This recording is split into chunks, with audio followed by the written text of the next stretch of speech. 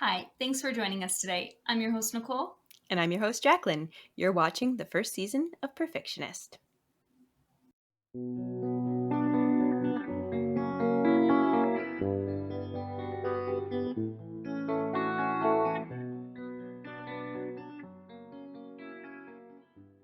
In today's episode, we are going to be discussing part 2 of Tower of Dawn, Mountains and Seas. So it's a very fitting name for like the travels that are going to happen in this part of Tower of Dawn. And for this episode, we are going to be following two parts. We're going to start with Nezrin's storyline, so Nezrin and Sartak, and kind of see what they're up to on their side of the southern continent. And then we're going to jump back in time and check out Kale and Irene's perspective and see sort of during the same timeline what they have been up to. And at the end, the two storylines kind of converge together. So we start with Nezrin and Sartak. If you remember from the last episode, we discussed they were making their way to the Tabin Mountains, where the Rook Riders live. And once they arrive, they meet a very mysterious man, and his name is Falk. Now, we didn't learn his name in Assassin's Blade, but we do learn that he is the same man that Selena bought the little well, she didn't buy it actually. He gave it to her, that little patch of spider silk. Mm-hmm. He's at the Rook Riders, like he's there. So this is a really interesting connection to have learned from, or well, be seeing again from Assassin's Blade. Mm-hmm. Yeah, no, I was very excited about seeing him again because I had mentioned, and I don't even know what episode this was, that I had a theory, like kind of evolving around the spiders. And my thought was that way back in, like, I honestly can't remember what, Air of Fire maybe, when Manon goes and kills a spider for the silk. Yes. I thought that it was going to be the spider that Oh. kind of made the bargain with Falk? Falk. Yeah. Yeah. And I was like, oh, is this going to come back around and he's going to like be young again because she killed his spider? Right. But lo and behold, he's still on the journey to see if he can get his years back. So no, that was not That would have been what ended such up a cool happening. connection, though. I know. That would have been a really cool connection. And it'd be But like just yeah. subtle enough that you'd be like, what? Yeah, I forgot about that. Which she still does bring it back in a way because, like, you're kind of like, oh, I totally forgot about this character and his connection to Spider Silk, but he is still here. But she has brought him back in a different way that is even more unexpected than that. So That's right. really Yes. That would have been really cool. I just got to say. Yeah. Maybe too obvious. Maybe. But I like it. So really cool. We end up finding out that Falk is a shapeshifter like Lysandra. And then it turns out he's related to Lysandra. Mm-hmm. And I think we are told that shapeshifting is quite a rare ability in the magical world. Mm-hmm. And I don't know if, like, I don't think I assumed that they were related right from the beginning, but it definitely, as soon as I heard he was a shapeshifter, I was like, Lysandra, like, there's going to be a connection. Mm-hmm. But like him being like the uncle, or I don't even know if we know 100%. It just sounds very, very much like that's likely the case. Yeah. But at first I didn't pick up on that, but I was like, there's probably something there, but I wasn't guessing it was going to be her uncle. I think it would be really sad if they met up because he wouldn't even recognize her because she's not even in her original form anymore. She can't remember how she used to look. So, like, if they met up, if she was like, I'm Lysandra, the shapeshifter, he'd be like, you're my niece, right? But I think, I was just thinking about how she doesn't look the same anymore and how they could literally pass each other by on the street and not know. Yeah. Well, I think that it's because Nezrin has put it together, and Nezrin's like, I think I know your niece. Mm-hmm. So Yeah. I'm hoping there's going to be a moment in Kingdom of Ash where they do meet, because like his whole thing is like he has given up his years, so he has all this money and wealth, and he wants somebody to give it to who's meaningful, like, so Mm-hmm. it's a meaningful gift. Mm-hmm. And like Lysandra, she had the worst beginning of her life, but she is, and I mean, Empire of Storms was not the greatest for her. I think she was really struggling in Empire of Storms in a lot of ways. But if they met up and like she's already been gifted this land in Terrasen that she could potentially have eventually if things work out for her, and then it's like she could be set up with a pretty good life in the end if she makes it through this god awful war. Lysandra is such a cool character. Mm-hmm.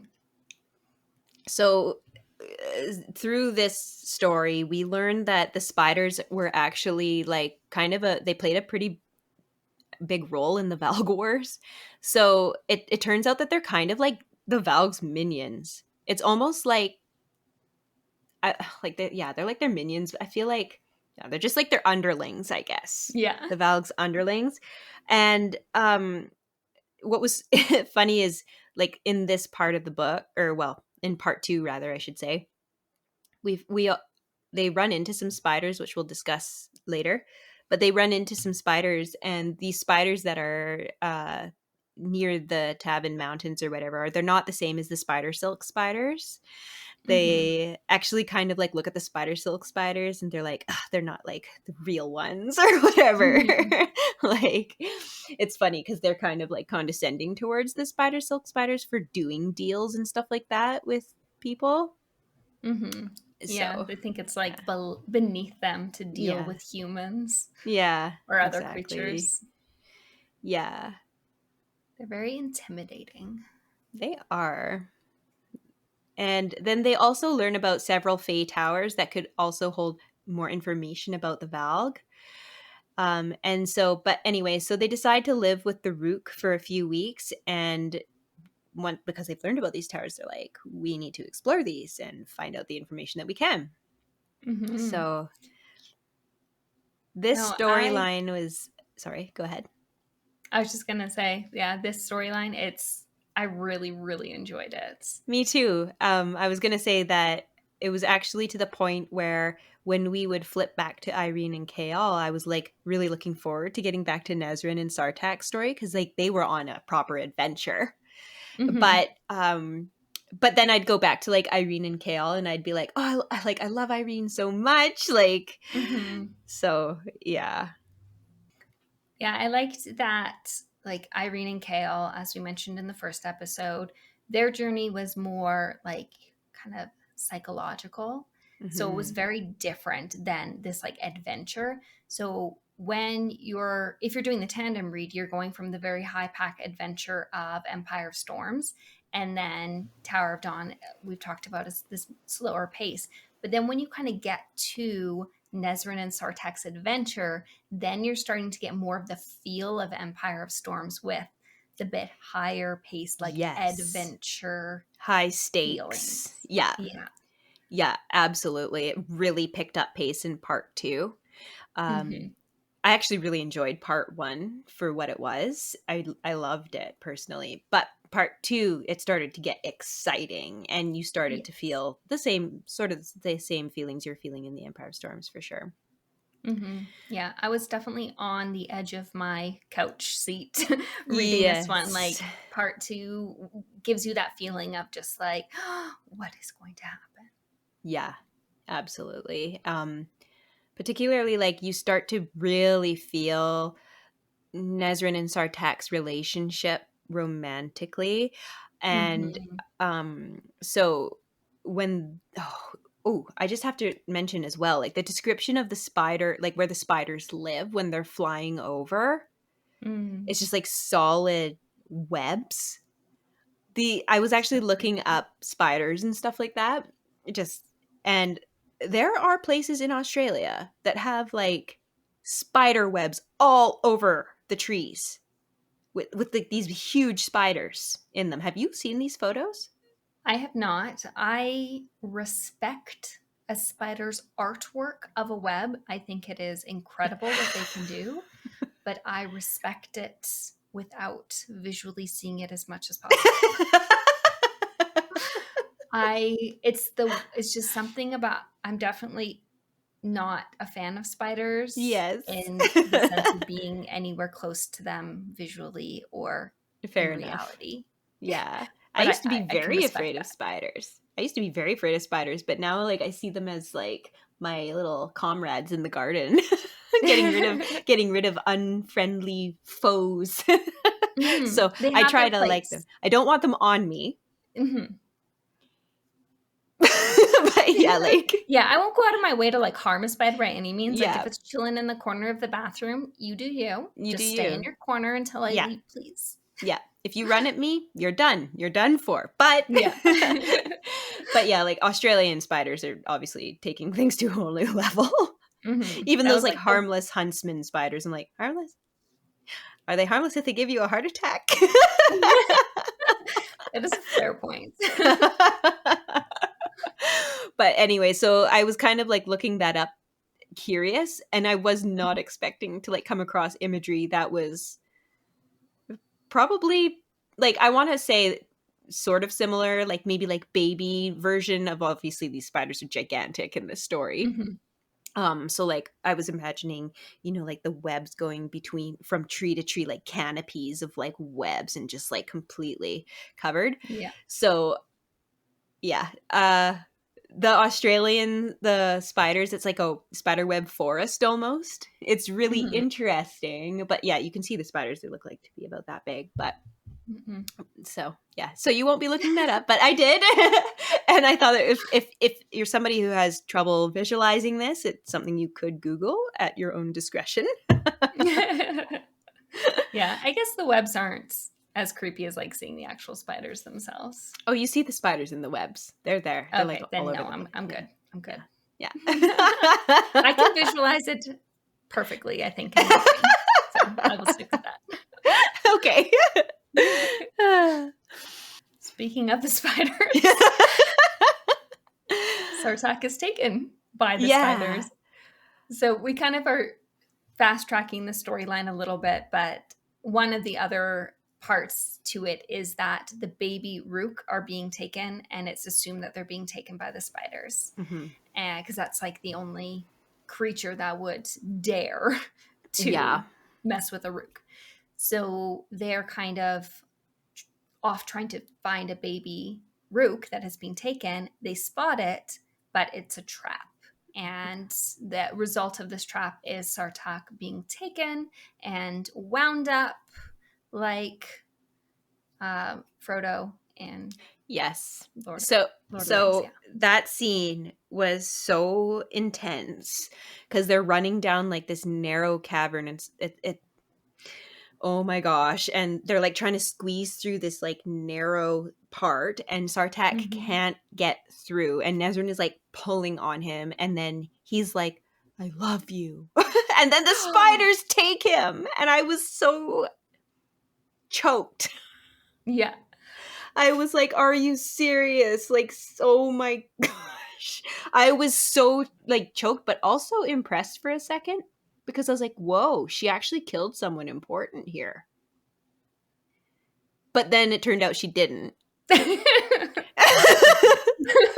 But like for those moments, I was like, whoa, she like Game of Thrones did, but then she didn't. Yeah. But yeah, so it was just so like I was also so choked. Like, why do you have to wait till you're literally about to like die to confess your love? Like, come on, guys. Well, yeah. What is she supposed to do with that information I now? know. She's like, what is she Oh, like? I love you two? too. Is this past tense already? I loved you as well. Like, oh no. Like, I know. I But was actually Nazarene so being, choked when I saw that, or when I saw in my mind when yeah. that baby Rook came running out. I was like, oh, it's a trap. And then I was like, well, maybe they Yeah. can just like swoop down, and maybe Kadara can just like grab it in her talons and they can fly away. But it was not to be. No. It was a massive web that they got caught in. And Yeah, like Kadara was stuck in it. They ended up getting yeah. out of the web, but It was Sartok a was taken. bad, scary. And Like the tension was so high in this scene. mhm. I just think that it was very comparable to Empire of Storm's tension. This whole part, basically their storyline from this moment until like the end of the book was like intense. Yes. Yeah, And like, it was. even though Sartak does make it out in the end, the baby Rook did not, and that was devastating. I was like, seriously? Yeah. Because it's also described in the book that the baby Rook, they're very precious. It's not like Mm-hmm. they're just like loads of baby Rooks all the time. Yeah. They're like almost, I want to almost say sacred. Yeah. It's like the And witchling babies. exactly. So one Rook being taken is like horrible. Really, really horrible. I mean, it would be Mm-hmm. horrible anyway because it's a baby. Yeah. But like the way that they're viewed, it's like, yeah, there's a lot of value put on the Rooks. So Mm-hmm. yeah. And Nezrin does come up with a plan because with them is also Falk, but he's a little tiny field mouse just tucked in her pocket, and she just is like, he's like wanting to come out and fight, and she's like, no, no, no, just wait, just wait. And she's clever, and they end up going and finding him in the cave, and she kind of gets herself captured in a way to like get him free. And this spider's talking to her, and she convinces it to tell her the story about how they kind of became there. Because she's like, I'm in a situation, I need to get as much information as possible and then also figure out how to save us, also giving Falk time to free her. So she's Hmm. like distracting the spider, but like isn't gonna waste the opportunity to get information. So she is asking about like, why are you here, why, like, how did you get here, all this kind of stuff. And she thinks like they're part of the Valg, so she thinks that they're there for Erewhon. But no, no, no. It's not a him who brought them there. It's a her. And we're like, a her? Excuse me, who? Yeah. And it's fucking Maeve. She's not a fae. No, no, my friends. She's the queen of the Valg. Who? What? When? Did you see this coming? Not like, no, because we literally were told this is not the case by Brannon himself. Right? So did he just not know? And how could he not know if he's like all otherworldly and spiritual? I know, I can get why he wouldn't know before he died, but now that Yeah. he's dead and coming back as a ghost, shouldn't he know all?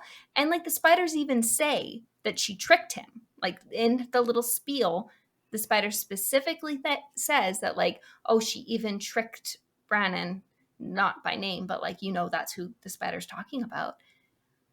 And you're just like, are you absolutely kidding me? So she used some sort of Valg witchy power to make everybody remember there being a third sister.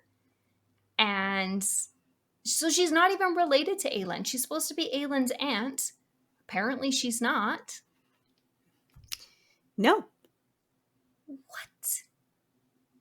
Like this, when, if you have listened to some of our other episodes, the tandem read, we were talking about this huge piece of information that was like the biggest out of both books.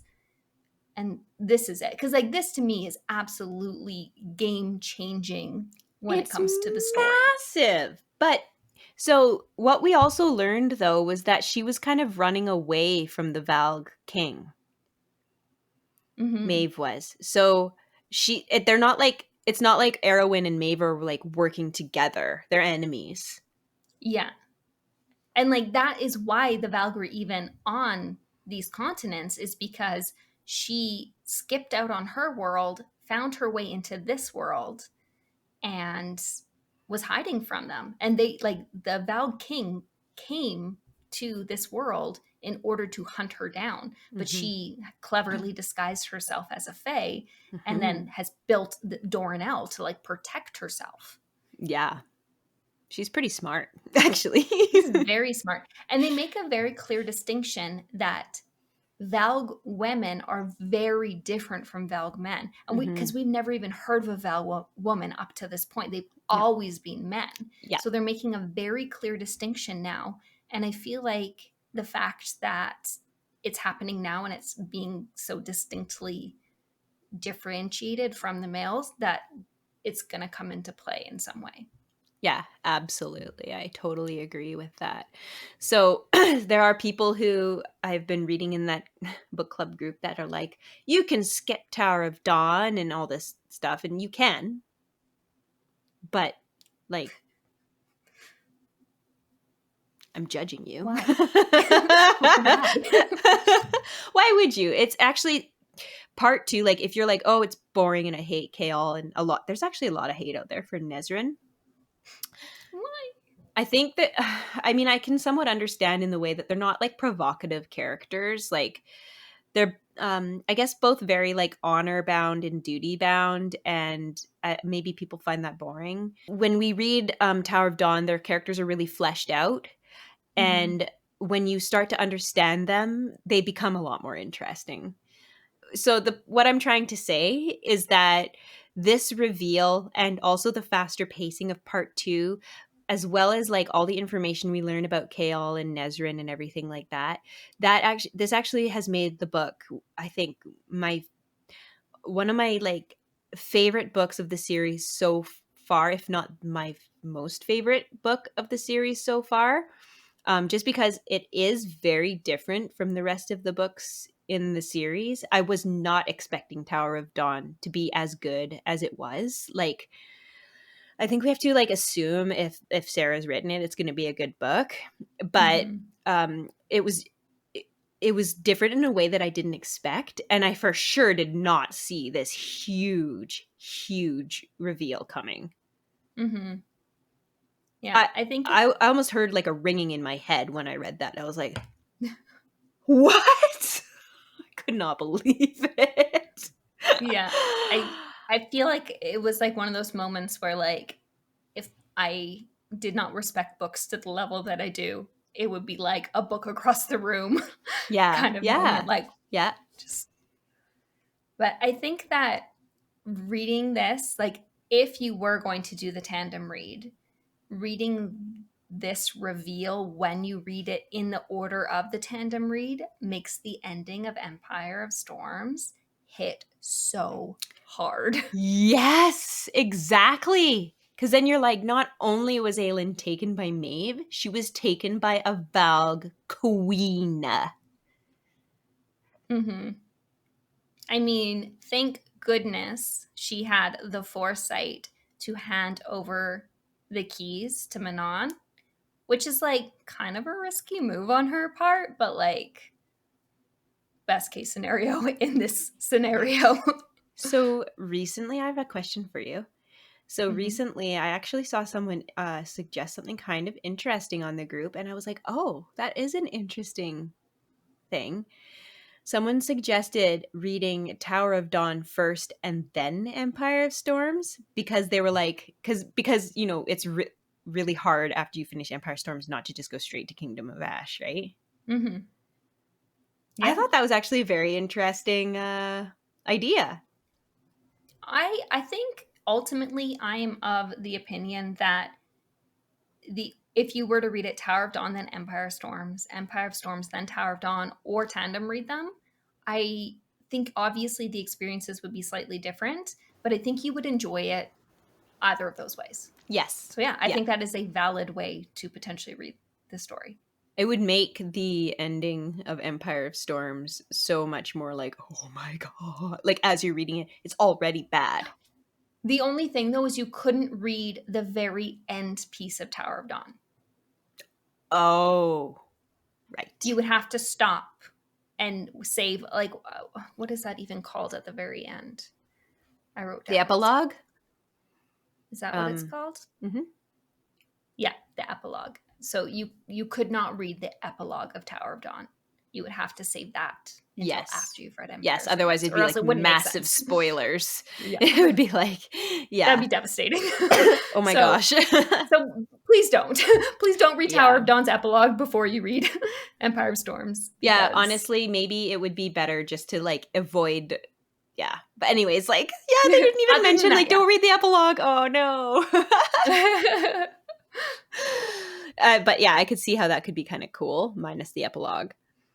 Yeah, Yeah. definitely. I still really like having read Empire of Storms and then Tower of Dawn, just because I think if you read Empire of Storms and then Kingdom of Ash, your poor heart is going to be in such like strain. Yes. At least like with Tower of Dawn, you get like a sort of a reset. You're like, okay, this is like, all right. But there's still like, it's still important. It's still a really good story, right? Oh my word. Yeah, but I don't feel like I am falling to pieces. Yeah, exactly. While Nezrin and Sartak were busy doing their life and death situation in the Devon Mountains, Irene continued on her journey to heal Kaal, and now we really do see that relationship blooming because Nezrin left, and I feel like Kaal understood that like that was like kind of the official end of their romantic relationship. And so so Irene ends up telling Kaal about some healing stuff, especially like the old ways of healing, because she actually comes from a long line of healers. Mhm. And I don't think we've mentioned that before. She comes from a No. long line of healers. And so she was saying that the old ways of healing spinal injuries have kind of become lost through the passage of time. And Mhm. one of these methods to bypass the healing process was to implant a shard of stone into the patient's brain. A shard of stone, you A say? shard of stone. So, like, are we Sounds so talking about familiar. perhaps a word key? That's how it was described when it was put into Keltain's arm. Right? Mm-hmm. Yeah. So, the healer who wrote about this method was from one of the Fae Towers that we kind of talked about. So, it's not like confirmed, but seems Yeah, kind I of think like coincidental.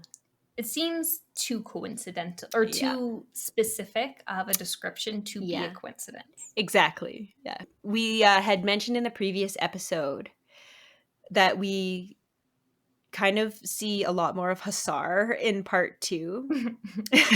Yes, Hussar. So, and She's crafty. yes, she is. And Irene's birthday is coming up. And Hussar Mhm. and Irene, I want to almost say they're almost like friends. But like, They are friends. I feel like Hussar is a bad friend, but Hussar is like, yeah, but they're friend. Like Hussar considers Irene a friend. Like Irene is not just a healer at Torre Chesme. She's also like a, sort of like a friend of the Cognate kind of thing. Like not just as a talented healer, right? Like, Yeah, I think she developed close friendships with Hussar and Cashin yeah. because she like didn't really have anyone else to be friends with. Like all the Mhm. healers are quite busy, so they don't really do friend things. Yeah. But then Hussar and Cashin kind of liked her, so they just started Yeah. hanging out. Yeah. So that being said, like Kaol and Irene have been doing a bunch of like research, and the research led Mhm. to It led to them finding out about this area that might have more information. But it's kind of like the towers that Nezrin and Sartak are going to. It's kind of like that situation. But it's not a tower, but it seems connected in a way. And the thing about where it's located is it's in the desert, but it's a part of the desert that is owned by the Coggins family. So to get there, you have to kind of like have permission to go. And they use it as like almost like their summer house. And Irene's birthday's coming up. So she devises this plan to put a seed into Hussar's mind that like, oh, she could really use like a nice relaxing birthday vacation. So Sarah's like, yes, of course, let's go to this oasis in the desert. I love Yeah. parties. And Kale's invited because Irene needs to be close to him for his healing and stuff. And Yeah. they go off to the desert. And one completely aside, but we have like a fascination with the animals in this world. So Yes. Kale is given this horse that is, it's not one of the Astari, is that what they're called? Asterian horses. Asterian. It's not an Asterian horse, but it's like a cousin to an Asterian Yeah. horse. So it's like Yeah. kind of feisty. And the one that he's given is like particularly feisty. But its name means butterfly. Yeah. Yeah. And he's like super cranky, and I love that. Yeah. He's like a super, super cranky horse, but it kind of is perfect for Kale because he's kind of like Yeah. a cranky guy. So. Yeah. I love that its name. I'm sorry. I just think it's so cute that its name means butterfly. I think that is so funny and adorable. But yeah, so they kind of like go, and him and Irene, they have kind of fun going to the oasis like on their horseback ride, because they're like having to ride through quite a large amount of desert to get there, and they end up like racing at the end, and it's just really nice to see them having just like fun with each other. Yeah. But yeah, they kind of get there, and they're just like trying to like not so obviously like go look for these like what sacred temple in the forest kind of thing. Yeah. They're like, we're gonna go take a walk. Yeah. Through the jungle. But they do find it And though. they do. And my first thought was like, this has got to be some sort of like otherworldly or like kind of fae-ish thing. Like it was giving those vibes right off the bat. And it did end up being that. It was an ancient fae civilization. Like even before the fae that are now in oh my goodness, I'm blanking on the word. Dornell. So it's like this was like the first fae colony. I don't know if that's a correct term, but of the southern continent. So they were there. Obviously, they have left at this point, but yeah, there's like pillars with images of what look like fae fighting Valg. Yeah. So it's like not only were there fae on the southern continent before the Cognate and all the people who are there now, but they're also evidence of Valg being there. Yeah. That is crazy. Like, to me, it's like, okay. Like, I couldn't like really wrap my mind around that. Like, okay, so the Valg were there. Where did they go? Like, did they leave? Did they go back to where they came from? Well, or like, have they been like, what has happened here? I feel as though I read that chapter more than once because it was a little bit like, okay, sorry, what do you say? Yeah. What's happening here? Totally. I know. I like was reading the page and I was like, I don't think I absorbed that correctly. I need to. Yeah, I'm not understanding. So Kael suggests that the people gifted by the healing magic may have come from the fae at the site.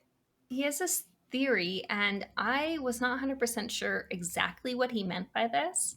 And again, like this whole part, I kind of had to reread, and it was just like a little unclear.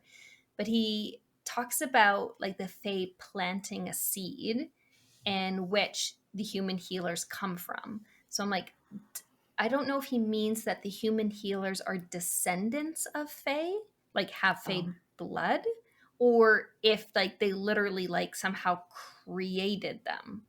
Or like gave them the gift of healing magic, you mean, but like remain human kind of thing without the fae bloodline? Oh yeah, like maybe took existing humans and kind of like planted something within the already existing humans that then led to healers. That's how I took it, but I don't know if that's like maybe it is fae bloodlines, because so something I want to just like rewind real quick to the recalling the other episode where we mentioned that Irene's eyes reminded Kael of Manon's eyes.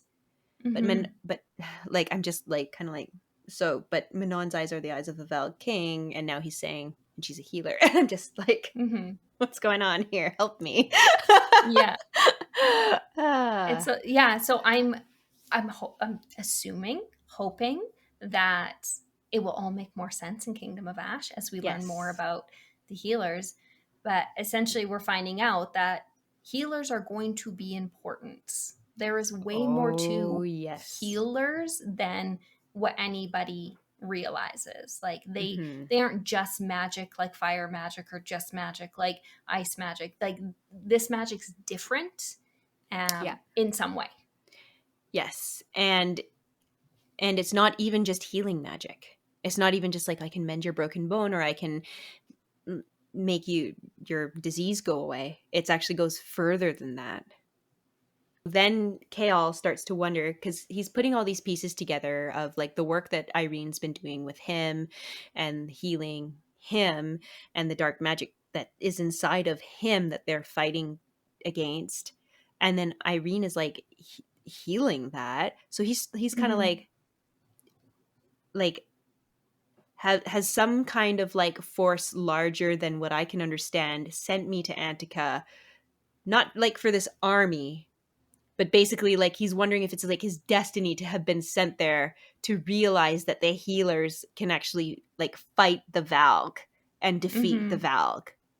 Yeah, and I think he says something along the lines, and I'm like getting chills thinking back to the scene of like maybe maybe I was sent here for a different kind of army. So yes, you've been sent for an army, but it's not the one you think. Yeah, it's not necessarily swords. It might Mm-hmm. be these healers An army of actually. healers, Yeah. Ooh, I just got and it's like, goosebumps too. well, and it's so powerful the idea that the war can be won not through fighting, Through but through healing. healing. Like It's beautiful. It's actually a really beautiful it's so concept. beautiful. Yeah. Oh, Aw, getting emotional over I here. Whew. know. Need a minute, folks. Oh my goodness. But kind of on a more happier note, just to clean it up before we get Yeah. a little too bogged Tear down, tear here.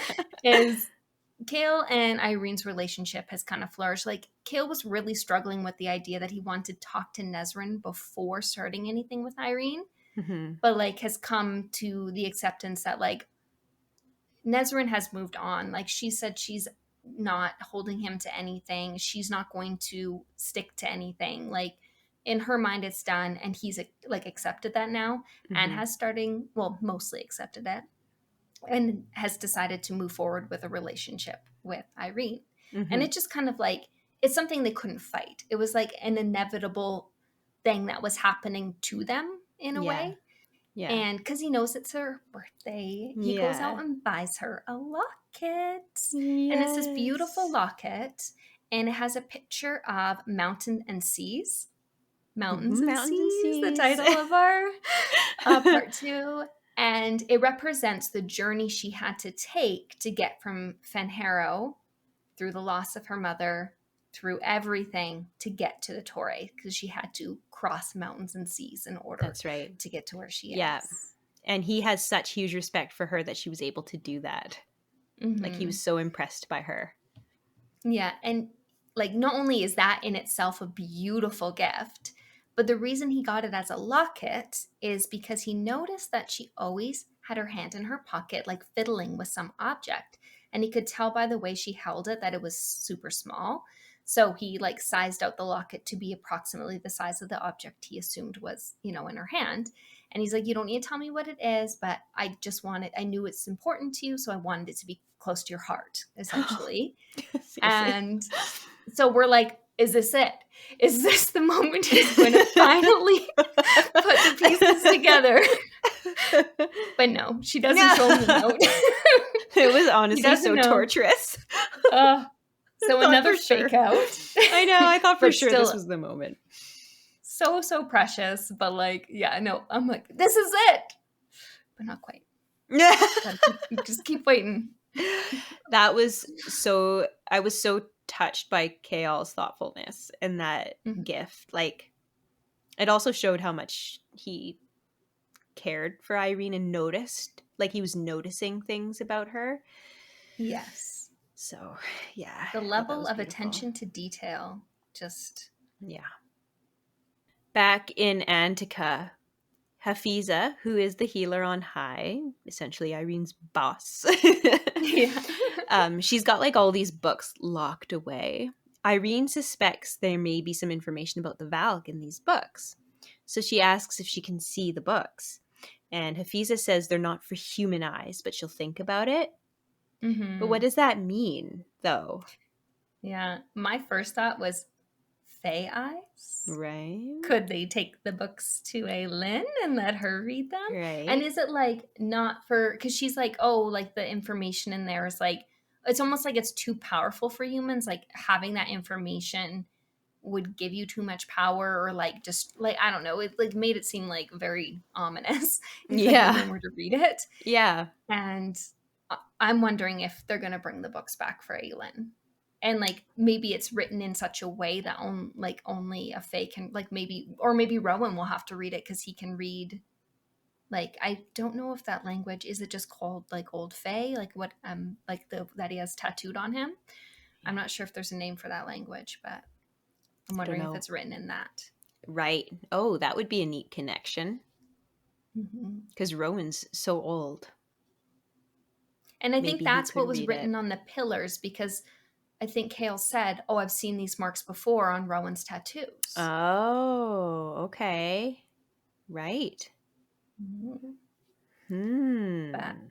that was my thought, and I really can't think of any other. I mean, I don't think it's for witches' eyes. I don't think it's for, but like No. because it said not for human, I I think that wonder, means it's. well, I wonder if the books have magic inside of them that could, Oh, like, if you like read it, literally. like, if you, beheld it, that you could kind of like, that, what's that show called? Indiana Jones, where they can't look at the treasure or else. Do you know what I mean? I understand the concept, but it's been a very long time since I've seen Indiana Jones. Yes, me too. Like probably 20 years, but Oh goodness, you have a good memory. well, not really because I can't even remember what it was that they were looking at, but I know that when they looked at it, they died. Oh no, it's like Medusa. Right?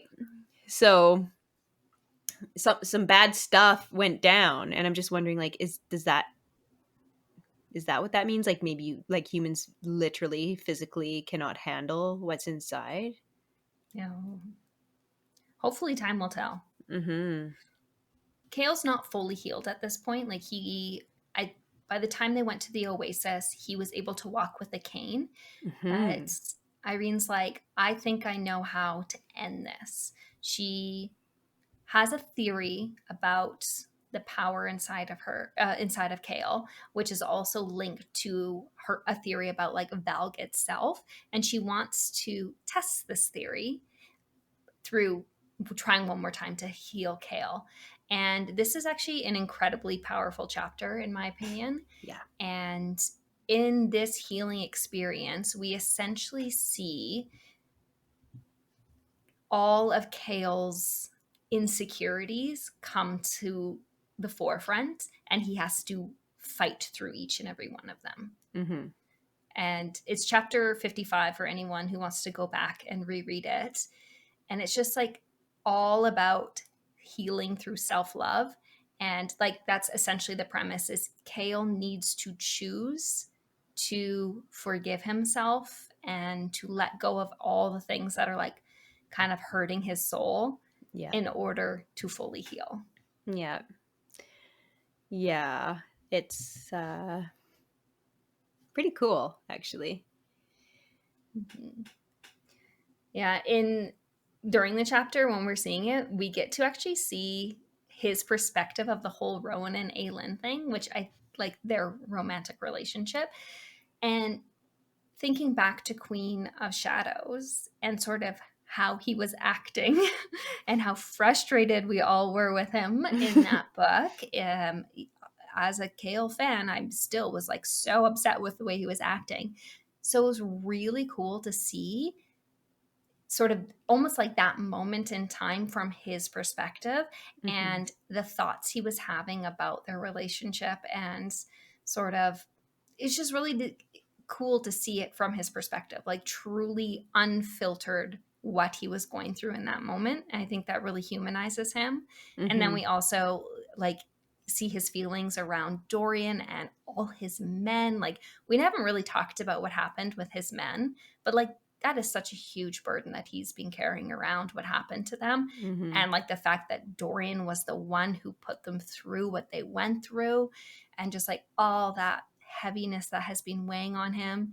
And like Kale's realization that maybe his father, in all of his horrible behavior, was actually just trying to protect him from the king the whole time. Mm-hmm. Like, that is so So much to go much. through. Yeah, so much. And just love the fact that we get this depth to him. Like Mm-hmm. throughout this whole book, we've been getting more and more depth, and we've been getting like pieces and starting to maybe sympathize with him a bit and understand him a little better. But then when we read this part, it's just like, oh. And all of a Yeah. sudden, he just seems like a regular person in extraordinary circumstances. Mm-hmm. Yeah. This is like the epitome of like walk a mile in someone else's shoes. Yes. It's Yeah. like spend a chapter in someone else's brain. Yeah. Yeah. Yeah. Exactly. Mhm. Irene comes to this realization, Mhm. and I also think this is I just this book is so great. I don't people you've got to read this book, but anyways, she comes to the realization that the Valg are actually parasites, Mhm. and this is just so cool because this gives us a way to understand what exactly that it is that they're doing to the people that they kind of infest, right? Mhm. So once they make this discovery, now that like she knows kind of like what they are and how they operate, and like she's come to this realization, she knows how to fight it as a healer, right? Mhm. Yeah. So this is massive. This is huge. Yeah. And I feel like it makes so much sense looking back on how the valg is described, that you're just like, of course it's a parasite. And it's Yeah. like some people probably picked up on that earlier. And Mhm. I feel like we have even called it like infestation or parasitic before knowing that's what it was, because it's like the way that Sarah describes it, it's just like, of course that's what it is, but you don't like know fully until this moment, and you're just like all the pieces are just like click right into place. Did you ever read Animorphs as a kid? I I feel like I read some, but I don't like remember them very well. So I wasn't super into them. okay, so the Valg are actually sort of similar to the Yeerks in Animorphs. Because the Yeerks, like, they go into the host body and then they, like, assume control, Oh, which is exactly what these Valg do, right? yeah, So, so yeah, creepy. yeah. But very, yeah, this is such a good discovery, because then it's just gonna, it like just layers on top the whole like, okay, we just discovered that healers are gonna be like a major part of fighting this war, and now Irene's just discovered how they can do it, like Yes. what their role is going to be in healing. But like it's a parasite, so this is how we deal with a parasite. Kale and Irene discover that Hafiza has been taken, so they go, I think they were wanting to go talk to her about the books again to see if she'd made a decision, and she's gone. So eventually this leads them down into the, of course, spooky library basement. Because how can you have a library without A having a spooky spooky, library basement? right? What could be down there? Hmm. And actually, there's some good down there. There's a bunch of treasure and gold, and that's awesome. But Yeah, that's not why yeah. we're going down there, No. unfortunately. We're going down there to find Hafiza, and it's assumed that the Valg has taken her. And has anyone guessed who the Valg is at this point? Because I certainly had not. Neither had I. It completely caught me by surprise. Yeah, it is Miss Duva herself, the Miss Can't Be Touched. And the like devastating part of this, I mean, obviously it's devastating when anybody's infested, but Duva's pregnant. She's got the little babe in her. And so it's like, oh my goodness. it's not just her life, it's the life of this unborn Yeah. child as well that is like Yep. hanging.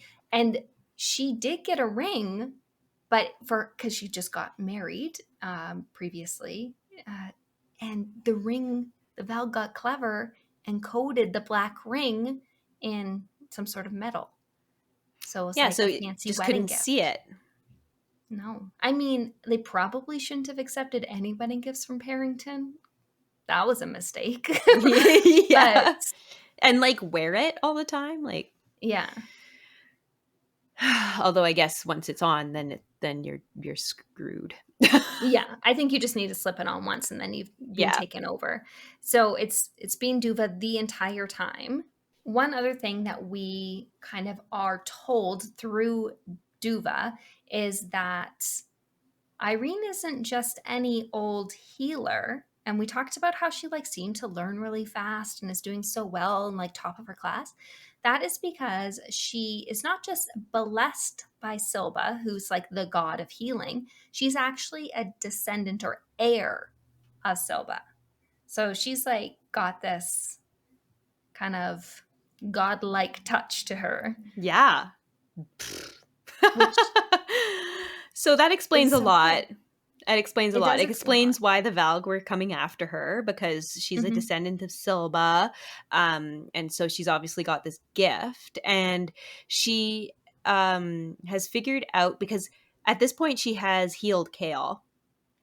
Yes, he is Um, fully healed. yeah, so like once she realized some things, she was like she healed him, and so anyways, this is like just massive. Massive news. Kale is fine. He's running around He's walking again. now. Sorry, Yeah, by I the forgot to way, mention. um yeah, so he's kind of back to, his full killing power or whatever, practically. Hmm. Um so but through this like whole Duva thing down in the basement there, they end up having like this big fight because like Hafiza's like I want to say like hostage sort of. Yeah, Yeah, and Kale ends up getting like really hurt. like should be dead. Like Hurt. dang. Yeah. Um so then Irene, she just like heals the heck out of him. Hmm. Well, and it's Again. like chain Oh. healing because like she's healing him, and then on her shoulder is Hafiza, and then the other healer who's like kind of second in command, Yeah, and they're kind of and like then touching her to give power, sort of like a electrical circuit or whatever. Like they're all like mhm. kind of connecting to each other to amplify Irene's Yeah, and then there's like power. healers behind, and like the Hmm. chain goes on, and like all these other healers have like kind of eventually made their way down, and For they're a all like minute, sending their power to yeah, it's Irene. incredible. Like for a minute, I thought he was dead, like Hmm. gone, and I She thought, keeps oh faking us wow, out. like I thought Kale was like done for, and then I was really like, no, he just got healed and now he's dead, right? But Hmm. they like I almost basically brought him back from the dead practically. Like he was so close to They being did. dead, like because Hafiza was like, this is like such a big injury, Hmm. like this is unhealable basically, right? Yeah, and so But it has yeah, like a there's a price that needs there's to be paid. that's right, yes. So the price is the fact that now Kaol and Irene have a life bond, and what that means in the future is that when Irene depletes her power, her healing power, that Kaol, all the healing she did on him with his back, it will go away and he'll be paralyzed again. So Hmm. on one hand, if she's at full power, so is he. But on the other hand, there's a war coming that she plans on healing people with, and Kaol wants to fight.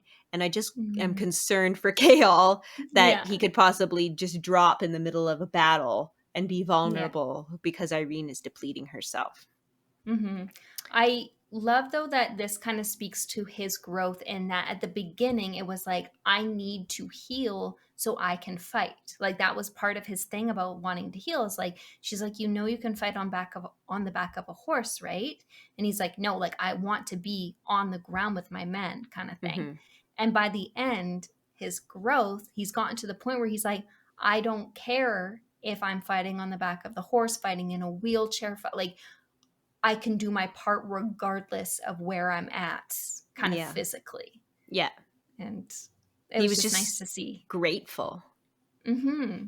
which was an And amazing development for his character. mm-hmm. No, and I think Yeah. it like just really emphasizes where he came from and like kind of where he's at. Another part to their bond that they have is their life is like literal life is connected to one another. So if one dies, the other will die as well. Or Mm-hmm. when one dies, the other will die as well. Yeah. Yeah. So now the stakes are very high for both of them to remain healthy and alive. So one thing I want to mention about that is if I read like is integral to the success of defeating this terrible evil presence of Valg on this world, then Kael needs to like take that into consideration when he's taking his own life into his hands, right? Because it's not just Mm-hmm. his life that he needs to worry about anymore if he dies. Yeah, I'm getting like Violet Zayden vibes. Yeah. If Yeah. anyone's read Fourth Wing. Yes. um, but no, I think that they will both have to have and they do kind of mention that they're going to have to work out how this is going to Mm-hmm. play out for them when they actually get to the battlefields. But I think that Kale has come around a bit to the idea that maybe he's not going to be at the center of the fight Yeah. necessarily, Yeah. but still going to be a He's part of it. he's definitely accepted his position. Mm-hmm. And meanwhile, like while all this crazy stuff was going down, Nezrin and Sartak, like they were like rushing back to tell everybody what they had discovered and everything that had happened, Mm-hmm. because it's like, oh, Maeve is a Valg, right? Yeah. So they're like rushing back, and they end up finding everybody in the basement, and yeah, so and they And see Kale like, had actually sent Nesrin a letter being like, you need to come home. Like after they got back from the Oasis, he sent her a letter right away saying, you need to come back. And Nesrin and Sartak are like, Kale's asking for help. We need to go. Like, this is mm-hmm, big if he's mm-hmm, reaching out. yeah, So they had their news, but yeah, like also that. yeah. Yeah, so they end up like coming upon the whole scene. Duva is unconscious. So yeah, I was really actually quite nervous about Sartak's reaction seeing Duva there unconscious. Like, would they Mm-hmm. believe that she was infested? Do you know what I mean? Yeah. The thing with Sartak that I really like is he's just so cool, calm, and collected. Mm-hmm. Yeah, And it's he's like, super we need cool. that. Yeah, The yeah, story needs that character. yeah, absolutely. So he doesn't freak out because he's just like chill like that and like super trusting Yeah, and yeah. understanding. He's just like, yeah, okay. I mean, obviously concerned for his sister, but like fully trusts that Irene has got this. And they take her back to the palace, and Irene is able to do something that's incredible. She's able to sever the parasite from the human and actually remove it without killing Duva.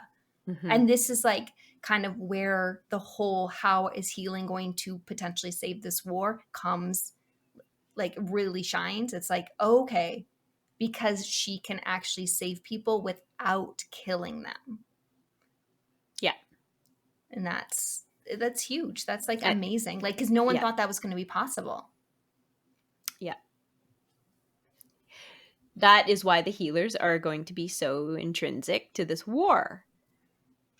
Yeah. And that's why it's just like so meaningful that like the war could be healed versus Mhm. fought. Mhm. Because it's like that means that no one has to die. I mean, people are going to die. Let's be real. It's a But war.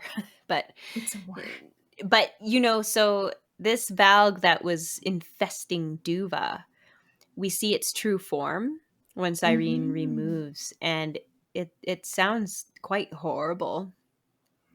Yeah, I remember thinking like you don't need to worry about getting a spoiler on the vow because no one in their right mind wants to draw that. I like literally tried to look up Valg form and there's nothing. I'm like, There's no seriously, art. you give me everything else about this series, but there's no art of like what a The Valg's true Valg. form is. Yeah, I would actually be interested in seeing it. What I have in my mind is very alien-esque, but more pointy. I just feel like I just picture the part of Voldemort's soul that's at the train station. Oh, I'm like, yeah. yeah. You. I Yeah. that's not how it's described, but like because I already know that visual, that just is kind of what popped into my mind. Fair enough. Yeah. Mhm. So this Valg is very adamant about the fact that it's a princess Valg, not a Mhm. prince. Yes, and we were saying how earlier how it's important because we just found out that Valks can be female. Like that wasn't really part of this universe until this particular story, as far as we know. Like it's always, as far as I remember, it's always been mentioned as a male. So I think it was very interesting that Yeah. the Valk was like, I am a princess. Yeah. I So, kind of like that extra depth added to the Valg. Like there's mhm. obviously like a whole Valg culture that we don't really know about. Yes. Well, yeah, So, because they have their own worlds. Like yeah, it's not just like they're parasites of this world. Like they have an entire world that other they're world. from. So there's going to be culture to them to Yeah. some degree. Yeah. Mhm. So then we're at the end of the story now, and Duva and the Mhm. baby are fine. And we close out the story with the fact here's where we stand with the relationship. So Nezrin and Sartak are together now, which I mean, yeah, like they like told each other like we love each other. Oh, we're I alive. love Yay. you. I'm so glad they're both alive. Yes. Nezrin was there was a part in the story where they were like, you should get your own rook. There's this rook whose rider died, blah, blah, blah. And she was like, no, Mhm. no. But then she changed her mind and the rook accepted her. So she has her own rook now, which is so cool. So she's a rook I love rider. that. And I really love the part where like she went to go see her family and she's got her like, and they're just like, Mhm. like, this is so Yeah, cool and then to them. Sartak shows up, and then they're like, even more. Yeah, like just yeah, they were just I thought that was cool, like especially like from the kids' perspectives, like kind of hero Mhm. worshipping Nezrin and everything. I thought that was kind of Yeah. neat. And then Yeah. No. right. And so then another big thing, the Kagan decided officially who the heir is going to be, and he chose Sartak, which makes Yay. sense because he's so cool, Mhm. calm, and collected. Yes. And I love that Nesrin, she's going to get to be like a queen, essentially, I know. Like, like the wife of a wow. Kagan. Right? And Wow. I've always really liked her character. And I Mhm. didn't know that other people disliked her character, but like, I feel like her becoming a Rook and like, it's just like, and then getting this, it's like, I feel like she deserves a win. Absolutely. She's people don't like her character, I think, because when we're first introduced to her, like there's not really we don't really know much about her, right? Like Hmm. I think it's just people were just like, she's a boring character. But We she's just didn't not. know her We yet. just didn't know her yet. Yeah. Yeah. I actually quite like her. She's I think Hmm. just yeah, her and Sartak make a really good couple. Yes. They fit really well together. Mhm. And we get a bit of a surprise at the end. Miss Irene and Mr. Kale get married. Yeah, I know. It's I was like, so wow, you've only known each happy. other a couple months, but I still I love mean, there's a it. life Super bond. unrealistic, but There's a life bond there, and there's a war, yeah. and I think that Yeah. when there's war that makes people get married. So Mhm. right. Yeah. Yeah, and it's really, really sweet. And it's like sweet how it's introduced. They're like just on the ship and he just comes up and he's like, oh, my wife, blah, blah, blah. And you're like, I'm sorry, what'd you say? Did you just Your say what? wife? What? And yeah, so Irene kind of is standing on the ship and we find out that they're married and she is thinking about the note that she has. And she's like, oh, I don't really need this note anymore because she's kind of like fulfilled what the note had sort of told her to fulfill or kind of inspired her to fulfill. And so she's hands it to Kale being like, you know what? We did it. We did what we set out to do. Like, I don't think I need this anymore. And he looks down at the writing and instantly Recognizes. recognizes that it's Aylin's Yeah. or Selena's. And it's like, yes, No. finally. We had to be pieces together. And he just tells her, I think you should hold on to this. I think you will want to keep this. And he does proceed to tell her the story, but not for the reader. It's kind of like Yeah. they go off and he's like, oh, I have a story to tell you. And Yeah. she's like, oh, is it worth it? And he's like, yeah, it's worth it. Can Kind of you thing. I'm like, imagine oh, I want to being hear like, it. I know, me too. Like, I wanted to see her reaction because Mhm. can you imagine being Irene and then finding out it was Aelin freaking Galathinius? Yeah. Like, Because she said at one moment, she's like, was this like a god who came down? And it's like, well, like, kind of. Like, Aylin's kinda. not a god, but like, Long lost princess. Good. yeah, Still as just as close as you're epic. going to get. Yeah. Yeah. And so, because we did not get the moment of her, like, Kale revealing it to her, I'm hoping, fingers and toes crossed, that it's because Sarah's saving that moment for when they actually meet each other. Yeah. I'm And that's looking going to forward just to be that. like, mm-hmm. Yeah. So that was like one of my favorite moments of the story when he finally, because I've been waiting for it from the very, very beginning when he first saw her eyes. Yes. I'm like, when is he going to put this together? I know. And then when she would like have the note around him, but not like show it to him, I was just like, yeah, just like, look over his shoulder. So many times I'd be caught just like standing there, like, and then the moment would pass, and I'm like, oh. So Irene is also at the end granted a favor by the Coggin for saving Duva's life. And so she asks him to save my people, quote unquote. Mm-hmm. And Yeah. Chaol and Irene sail north with Sartak's Rook riders and Caution's infantry. Like, they have this full support. So Yeah. this, oh, I got shivers again because they not only have, they have like the support of the Cognate. So like they're like, here's the armies. Can you imagine the Rook riders? Like, now they have like they have an aerial advantage. Like, this is huge. Yeah, we're going to get Rooks against Wyverns, and that's going to be amazing to read about. Mm-hmm. And yeah, then they have like all the other, and then like, and the healers. They have like this army of healers that are coming with them. So we're going to see so many different like types of battle. Yeah. Potentially. Epilogue. Fireheart. This is the whole thing we were saying, like, you don't want to read the epilogue if you do this backwards in order, like Tower of Dawn before Empire of Storms, because it's like Aylin's perspective and she's in the iron sarcophagus. Yeah. So that would be a huge spoiler if you have not read. Yeah, and it's basically like it opens and Maeve's like, oh good, you're awake. We can begin. And you're like, begin what? And then it's like, well, we don't know. We have to wait till Kingdom of Ash to find out. Oh my God. I am like, just, I have no words for the amount of devastation I know I am going to feel reading the scenes with her and Maeve. Like, I'm actually like, yeah, I'm actually almost dreading it, actually. Yeah, like, it's going to be rough to get through. I feel like I'm going to need a survival kit to get through this next book. Yeah.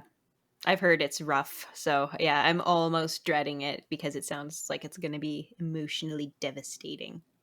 Yeah, I think that is the understatement of this series. Speaking of Kingdom of Ash, do you have any theories? Since we have not read it, we can give our honest like theories of what we think is going to happen. Right. What do you think is going to happen? I just did the recording for the synopsis for Empire of Storms, and it made me think some thoughts about Kingdom of Ash, and it actually made me wonder if Aelin is going to suffer from magical burnout so badly she either almost dies. I feel like she won't die, but I think either she'll burn out to the point where it's like, and then there has to be some kind of trade-off made. Either she dies or, and I feel like she might pick the or, and the or is going to be that she no longer has magical powers. Oh. And I also think that or, if she decides like she just wants to be a good ruler, she's going to give up everything for her people, that when she steps foot back in Terracin, that King's Flame is just going to cover the land. That's my prediction. Yes. I I think that'd be cool. completely forgot about the King's Flame, and I 100% agree that that is going to come back in some way, and I love that. I suspect that within the first half of Kingdom of Ash, that Aelin's going to get saved. I feel like that's going to be like, because we kind of ended not only Empire Storms with that, but also Tower of Dawn, it brings us back to her being like held captive. I feel like that's going to be an important storyline at the very beginning, but that it's going to kind of get wrapped up in the first half, and then we'll get kind of like the final battle in the second half. Yeah. I think you're bang on with that. I would agree with that completely. I think it would be crazy if Aelin wasn't rescued in the first part. Yeah, I kind of feel like I would be super sad if it's just like Aelin is just Lysandra pretending to be Aelin forever. I hope that doesn't happen. I know. Oh Let's my prepare God. ourselves for the worst. Right? I mean, that could I be know. it. I mean, that's I the know. plan. Oh my God. So another theory I have is I think Manon or Astern are going to die. No. I think I bet you Astern will die. And I think that Abraxas might die too. And I really hope not. But the only reason I think that is because everyone says like Kingdom of Ash destroys them. And I feel like what's worse than like a beloved animal in a book dying? There is nothing and worse than Abraxas that. is like the most beloved. Like, I know. No. I know. I don't want it to happen. That be my reality. I know. I don't want it to happen, but I just. I don't know how I could get through that. If it happens, it better happen at the end because I might just be done. I know. I hope it doesn't happen, but I think I feel like Astron's for sure gonna die. I just feel like she's definitely gonna die. It sounds horrible, but I'm like, if you will save Abraxas, I will sacrifice Astron. I like her character so much, but like, oh my goodness. Oh, I know. To pick and choose, to be an author and have to pick and choose. I mean, I guess you don't have to. You're the author, but like sometimes in a good story, you have to make sacrifices. Oh my goodness. I hope I'm wrong. I hope you're wrong. I hope you're so wrong. Yeah. You're probably not though. We've discussed this previously, but I do think that they're going to find a loophole because there's this looming promise that Aelin has to die. Mm-hmm. So I think either Dorian will take her place or they will find a way to connect their powers so that maybe both of them have to like lose their power, like sacrifice in some way, but won't necessarily have to die. Which that's what I'm hoping for. I'm hoping they can combine their powers so that neither of them die, but a sacrifice will have to be made. But yeah, some sort of a loophole needs to happen. It has to happen. I just wondered if Lysandra's gonna die while she's in Aelin's form somehow. No. I hope not. I feel like I can't pick and choose. No, I don't want to read this book anymore. I know. Like, I was so excited to read it, and like the more I thought about the theories, the more I was like, I don't want to read it. I don't want to know. Oh my goodness. Oh, that's just like no. Ooh, Lysandra's like, I feel like she is so near and dear to me. Lysandra I feel like and she Abraxas has are given so much of herself for this cause. I feel like it is destroying her already. No, that would be such a disservice. I know. It would.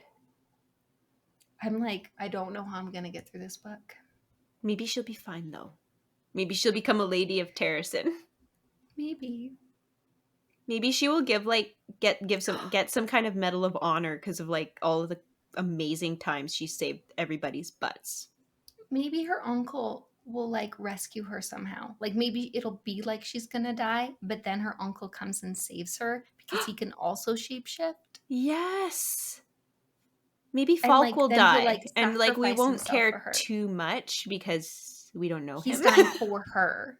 But he's dying for her. Maybe that would Yeah, happen. maybe. This is not going to be a good book, is it? I mean, it's going to be a great book, but it's not going to be a good book. It's going to be really rough, I think. It's like when you go to someone's like, I love you, but right now I hate you. Yeah, yeah.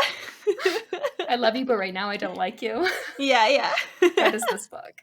Yeah. So therefore, my prediction is that Kingdom of Ash is going to be very bittersweet. I think it's not going to be, I don't think, I want to say Sarah J Maas does happy endings, but I don't, just the way that things are going and the fact that it's a war, I feel like, yeah, it's going to be bittersweet. 100% agree. It will be a happy ending, but not everyone will come out the other side. Yeah. There will be significant sacrifices that are made. And I think we already saw that in Empire Storms. Like, sacrifice was like one of the things we talked about lots in that episode. And I think that is going to continue to be a kind of main theme. Yeah. I feel like bummed out now. I know, me too. My heart feels heavy, actually. It really does. It's like Yeah. a stone in my chest right now. I know. And Oh, we man. haven't even opened the next book yet. Wouldn't it be funny if it, well, no, I know, I mean, I know it's not a happy book. I've seen people like post pictures of themselves literally just covered in tears while they're reading Kingdom of Ash, so. When we started recording this, I was so excited to read Kingdom of Ash.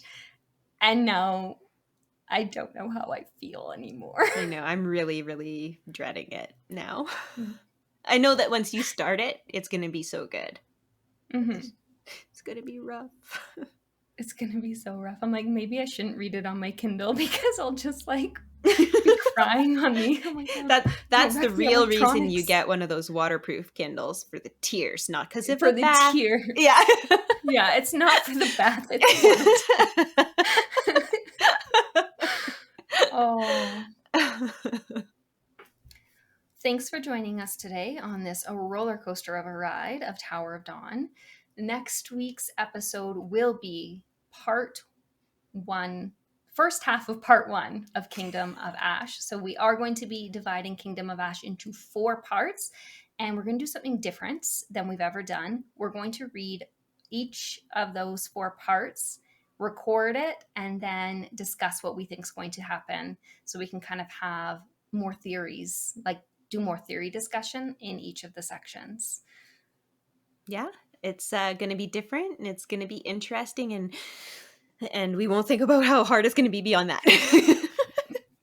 But yeah, thanks for joining us today, and we'll see you then.